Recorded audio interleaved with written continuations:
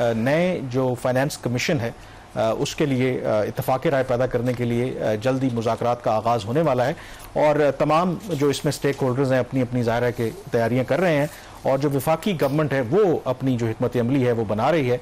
और शहबाज जब ये NFC अवार्ड आज से 15 साल पहले जब हुआ था और उस वक्त बड़ी खुशियां मनाई गई थी क्योंकि पहली मरतबा सूबों को बहुत ज़्यादा हिस्सा दिया गया था, लेकिन बाद में जो चीज़ें रिवील हुई पता चला कि शायद जिस तरीके से डिस्ट्रीब्यूशन हुई है तो उसके लिए वफाक के लिए प्रॉब्लम्स बढ़ गए हैं और फिर अब जो वफाक है एक्सेप्ट कपल ऑफ पार्टीज़ वो कहती है कि नहीं ये इसको रेक्टिफाई होने की ज़रूरत है। तो अब ये जो नई हिकमत अमली उस पर काम कर रही है फेडरल गवर्नमेंट, तो क्या उसी तरफ ये जा रहे हैं कि किसी तरीके से कन्विंस कर पाएँ बाकी फेडरेटिंग यूनिट्स को कि 2010 में जितने आपको रिसोर्सेज हमने दिए थे वो आप थोड़े हमें वापस कर दें? कामरान, एक में थोड़ी सी एक इन्फॉर्मेशन भी है, असेसमेंट भी है और थोड़ा सा इस पे पहले मीडिया में बात भी हो रही है। दो इश्यूज आगे जाके ना पाकिस्तान का जो पॉलिटिकल लैंडस्केप है उसको डिफाइन करेंगे। एक नेशनल फाइनेंस कमीशन अवार्ड जो अगला होगा 8वां अवार्ड, वो किस शेप में सामने आता है, क्या सूबे और वफाकी हुकूमत या तमाम सियासी जमातें जो इस वक्त स्टेक होल्डर्स हैं जिनके पास गवर्नमेंट्स हैं वो इस पे राज़ी होते हैं और कितनी देर या जल्दी में वो राज़ी होते हैं। दूसरा जो इशू होगा वो सूबे, पाकिस्तान में सूबे 4 ही रहेंगे या छोटे छोटे सूबे बनाए जाएंगे। तो ये दो चीज़ें हैं जो जिनको इंटरेस्ट है पाकिस्तान के पॉलिटिकल लैंडस्केप में, उनको देखने की ज़रूरत है। अब इसी लिहाज से इसी कॉन्टेक्स्ट में अगर देखा जाए 2000 इस पे पहले कई दफ़ा बात हो चुकी है। 2009 में जब ये नेशनल फाइनेंस कमीशन का जो अवार्ड 7वां अवार्ड फाइनल हुआ था तभी से इसके खिलाफ बातें होना शुरू हो गई। तो उसकी वजूहत थी ये जल्दी में इन हेस्ट अवार्ड फाइनल किया गया जिसमें सूबों के पास बेतहाशा वसाइल गए लेकिन जिम्मेदारियां उनको नहीं देंगी। इसका नतीजा जो प्लानिंग मिनिस्टर कहते हैं कि 2000 आज से चंद साल पहले हमारा जो PSDP था, जो पब्लिक सेक्टर डेवलपमेंट प्रोग्राम वफाकी हुकूमत का था, वो पाकिस्तान की इकॉनमी के जो हजम है उसके तकरीबन 2.8% के बराबर था, आज सिर्फ 0.8% है। तो ये इतना ड्रेस्टिक रिडक्शन है क्योंकि वसाइल नहीं है। वजारत खजाना को जब कहीं से पैसा नहीं मिलता काटने के लिए वो PSDP काट देता है। तो as a result of that इन्होंने जो कुछ इंटरनल डिस्कशंस की हैं, प्लानिंग मिनिस्टर ने खत लिखा था वज़ीर आज़म को कि अगला जो अवार्ड है उसकी शेप क्या होनी चाहिए। उसकी बेस के ऊपर फिर प्राइम मिनिस्टर ने एक कमेटी बनाई। उस कमेटी में अब उसकी जो कुछ मीटिंग्स हुई हैं, एक अहम उसका इजलास इस हफ्ते बंद कमरे इजलास हुआ है वजारत खजाना में। उसमें लॉ मिनिस्टर थे, इकनॉमिक अफेयर्स के minister, planning minister, finance minister और बाकी जो रेलिवेंट लोग थे सारे मौजूद थे।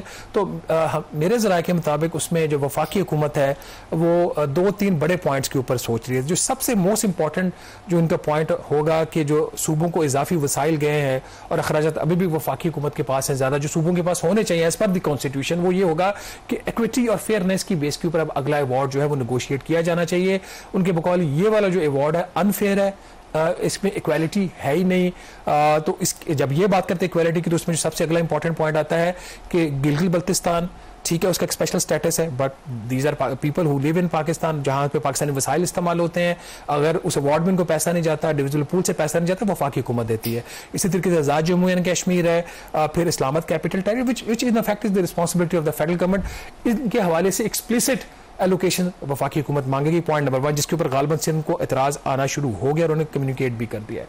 दूसरी चीज़ इसके अंदर जो हम सबका ये ख्याल था और उस वक्त भी इकोनॉमिस्ट जो थे इस पर डॉक्टर हफीज़ पाशा साहब ने बड़ा काम किया, डॉक्टर इशफाक हसन खान ने बड़ा काम किया कि ये जो इजाफी वसाइल 10% उनका जो सूबों का शेयर 47.5% से बढ़ाकर 57.5% किया गया। तो जब उनको इजाफी वसाइल दिए गए, उनको जिम्मेदारियां नहीं दी गई और उनको टारगेट नहीं दिए गए। अब वफाकी हुकूमत एक प्रपोजल पर गौर करी, इट्स अ प्रपोजल, और तब तक ये एक्सेप्टेबल नहीं है जब तमाम सूबों का इस पर इतफाक ना हो जाए। वो प्रपोजल ये है कि जो सूबों को उनका हिस्सा जाएगा उसमें 10 से 15% जो शेयर सूबों का होगा वो इस बुनियाद के ऊपर उनको दिया जाएगा। नंबर 1, तालीम में कितनी इंप्रूवमेंट की, टैक्स एफर्ट्स कितनी की। नंबर 4, उन्होंने जो क्लाइमेट के हवाले से, मिटिगेशन के हवाले से उन्होंने क्या इकदाम किए। अगर वो टेंजिबल टारगेट जो एग्री होते हैं उसके मुताबिक है तो उनको पैसा दिया जाना चाहिए, वरना नहीं दिया जाना चाहिए। और तीसरा जो पॉइंट इंपॉर्टेंट है, सैलाब। देखिए हमने कितना पानी वेस्ट किया, मुल्क में इतनी तबाही हुई, इसके पानी जो है वो समंदर में जा रहा है। तो डैम्स बनाने के लिए मखसूस एलोकेशन सेट असाइड करने की बात की जाएगी। हतमी तौर पे होता ही नहीं, तो अभी हम वो बात कर रहे हैं जो इंटरनली डिस्कस हो रही है। इसमें प्रपोजल ये है इनका कि एक ऑप्शन जो कंसिडर हो रही है, जो अभी हतमी नहीं है, वो ये है कि जिस तरह जो अगर 100 रुपए का डिविजिबल पूल है, तो उस 100 रुपए को वफाक में और सूबों में तकसीम करने से पहले उसके अंदर एक खास उसका जो सर्टन परसेंटेज है वो पहले ही साइड पे कर दिया जाए डैम्स बनाने के लिए। और इसकी एक मिसाल है, एक अभी भी प्रैक्टिस है, जो 2010 वाला अवार्ड था उसके अंदर खैबर पख्तूनख्वा को अनडिवाइडेड जो था डिविजिबल पूल उसका 1% वॉर ऑन टेरर के पर्पसेस के लिए मिलता है। तो ये चंद चीजें हैं जो फेडरल गवर्नमेंट जो इस स्टेज के ऊपर जो है उस पर गौर कर रही है। तो इसका मतलब है कि हर जो सूबा है, ज़ाहिर है अपने अपने उनके इंटरेस्ट हैं। तो ये माजी में भी हमने देखा कि ये मुज़ाकरात बड़े तवील चले हैं। तो जब ये मुज़ाकरात का आगाज़ होगा तो इस पर इत्तेफाक राय जो करना वो इतना आसान नहीं होगा। इसी वजह से तो जब ये 2010 में जब अवार्ड आया था तो उसको बहुत ज़्यादा सेलिब्रेट किया गया था कि ये बहुत बड़ी कामयाबी है। और यही वजह है कि 15 साल हो गए हैं, नया अवार्ड के ऊपर कंसेंसस नहीं हो सका। अब जब ये मामला खुलेगा तो लेट्स सी कि इसमें कितना वक्त लगता है और किस तरीके से जो फेडरल गवर्नमेंट है वो अपने जो मकसद में कामयाब हो पाती है। प्रोग्राम द रिव्यू से इतना ही। कामरान यूसुफ और शहबाज राना को इजाज़त दीजिए। अल्लाह हाफिज़।